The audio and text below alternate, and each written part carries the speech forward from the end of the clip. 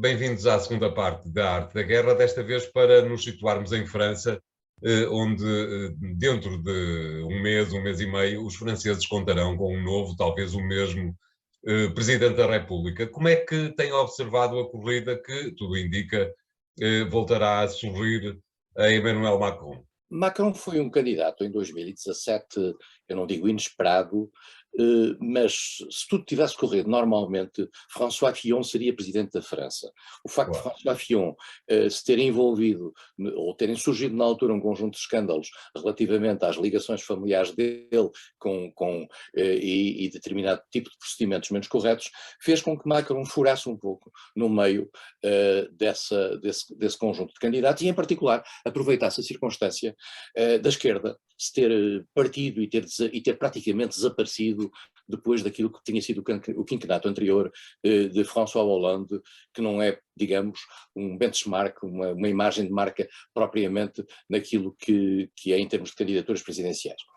E, portanto, Macron, explorando um bocadinho algum eleitorado de esquerda moderada e algum eleitorado de direita também moderada, o centro em França não é muito uma realidade política. Era François Mitterrand que dizia esta frase magnífica que é o centro em França ou está à direita ou está à direita. E, portanto, o centro em França normalmente está à direita e normalmente não está à esquerda. E Macron, uma figura nova, com um perfil novo, com um partido novo, numa França que tradicionalmente, em que os presidentes criam partidos ou aproveitam estruturas de natureza política para que se reforçarem, conseguiu um espaço de manobra, tendo um mandato complicado. Tivemos o tempo do Gilets jaunes, tivemos alguns escândalos, mas Macron deu uma imagem nova e, em particular, deu uma imagem internacional. E em França, por exemplo, mais do que nos Estados Unidos, a imagem internacional tem alguma importância.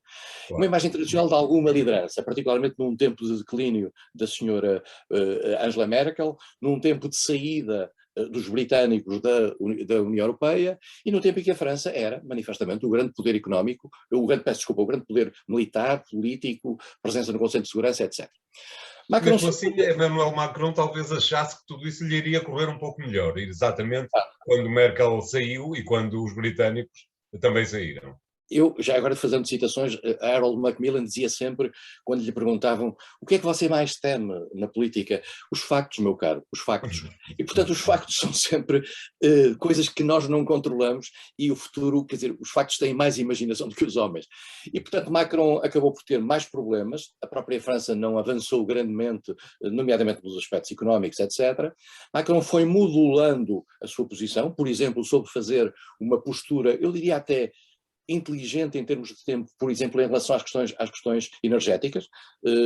Depois de ter sido contra o nuclear, acabou agora por ser a favor de um certo modelo de nuclear, o que vai bem e rima bem com o sentimento atual relativamente ao problema das dependências face às energias fósseis. Exatamente. E, portanto, digamos que... E depois também a sua oposição não se soube organizar. A oposição à direita, isto é, a direita democrática tradicional, que vem do gaullismo nas suas diversas variantes, Chirac, Sarkozy, etc., nunca encontrou uma cara que verdadeiramente a representasse bem. Fez umas primárias, e nessas primárias ganhou Valérie Pécresse, era uma mulher que tinha sido ministra de Sarkozy, tinha uma boa imagem como ministra das questões universitárias, só que, sob o ponto de vista de campanha, é um desastre. E foi um desastre, e o seu primeiro comício foi um desastre, e a magnificação pública desse primeiro comício demonstrou um desastre. Por outro lado, Pécresse também teve um problema para jogar. É que na extrema-direita, para além da tradicional candidatura de Marine Le Pen, que já vem do tempo do seu pai, mas Marine Le Pen, de certa maneira, adocicou o seu discurso. E ao adocicar o seu discurso, normalizou-se, para utilizar uma expressão que se diz em França, normalizou-se muito. E isso fez com que tivesse surgido, ao seu lado, um outro candidato de extrema-direita, Éric Zemmour, uma personalidade mediática, muito bem preparado, com uma leitura histórica, patriótica da França, que rimava bem com um certo desencanto de uma França que estava preocupada com os imigrantes, com a presença islâmica, com um certo desfazer da identidade francesa. E isto acabou por dar a Zemmour um salto inicial muitíssimo forte, Zemmour teve um azar sob o ponto de vista gráfico. A sua campanha era um grande Z. E que aparecia por todo lado. Agora o Z é utilizado pelos russos nos tanques para a invasão da Ucrânia. Portanto, o Z de Zemmour teve que desaparecer porque ficava mal. Embora Zemmour tivesse um discurso relativamente a Putin, digamos, contemporizador e até, de certa maneira, desculpabilizante no início da guerra. Agora não, as coisas, entretanto, já mudaram. Le Pen, entretanto, conseguiu reforçar-se, Zemmour caiu um pouco com o surgimento de Valérie Pécresse. Convém dizer que Valérie Pécresse era uma espécie de média aritmética dentro da direita moderada francesa, não era tão à direita como Éric Ciotti ou como Wauquiez, mas era mais à direita do que Xavier Bertrand, e conseguiu, nesse início, tirar força a Zemmour. E neste momento estão os dois com resultado medíocre nas sondagens. Quer Zemmour, quer Valérie Pécresse, estão com 10, 11%, e portanto não parece que haja capacidade, tendo em conta que Marine Le Pen está com 21%. Macron está com cerca de 28%, no momento em que falamos. Convém dizê-lo que nas últimas eleições, em 2017, Macron, no final da primeira volta, só teve 24%, exatamente, e Marine Le Pen teve, creio que, 21%. Fillon teve 20%, e o candidato da esquerda, que volta a sê-lo, de uma certa esquerda que não é o candidato do Partido Socialista, convém dizê-lo, claro. Portanto, Jean-Luc Mélenchon, que teve 19, qualquer coisa por cento em 2017, está com 14% neste momento. A esquerda, digamos, do Partido Socialista, que é uma coisa que ninguém sabe já onde é, hoje em dia tem 2,5%. Nada mal comparativamente com o mês passado, que estava no 1%. Exatamente.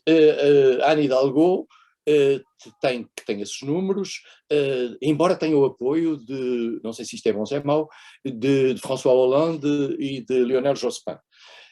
Mas manifestamente já se percebeu que esta candidata não vai subir e não vai passar, digamos, minimamente um mínimo de fasquia.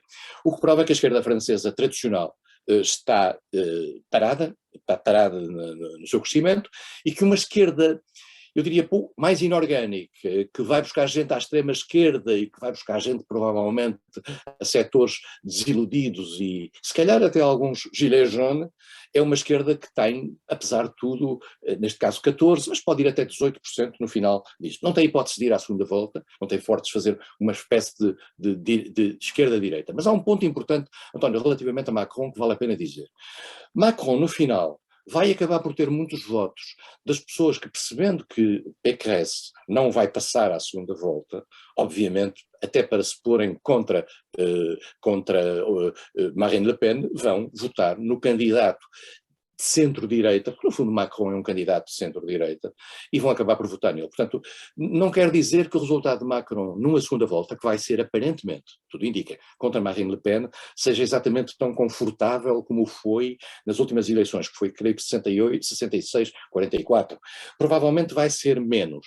Mas Marine Le Pen, volto a dizê-lo, já que o disse, é a melhor candidata que Macron pode ter para a segunda volta, porque nas últimas eleições o debate entre os dois foi esmagador, e Macron não vai fazer debates na primeira volta com ninguém, só o fará, né, entre os dois turnos da segunda volta, e a capacidade de Macron de esmagar Marine Le Pen é imensa, e as fragilidades de Marine Le Pen são muito grandes, e Macron tem, apesar de tudo, um estatuto de ganho ao final destes 4 anos, muito positivo naquilo que é a imagem da França. Portanto, Macron é provavelmente o atual e o futuro presidente da França.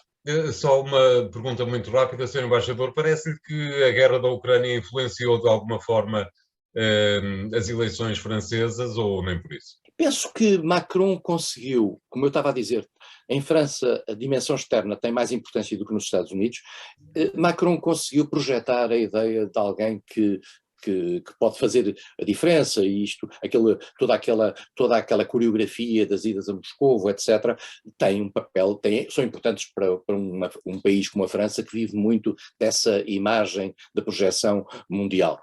Fora disso, não vejo que isso possa ter tido grande impacto. Muito bem, obrigado. Vamos fazer aqui o segundo intervalo, voltamos já de seguida com o terceiro tema desta semana. Até lá.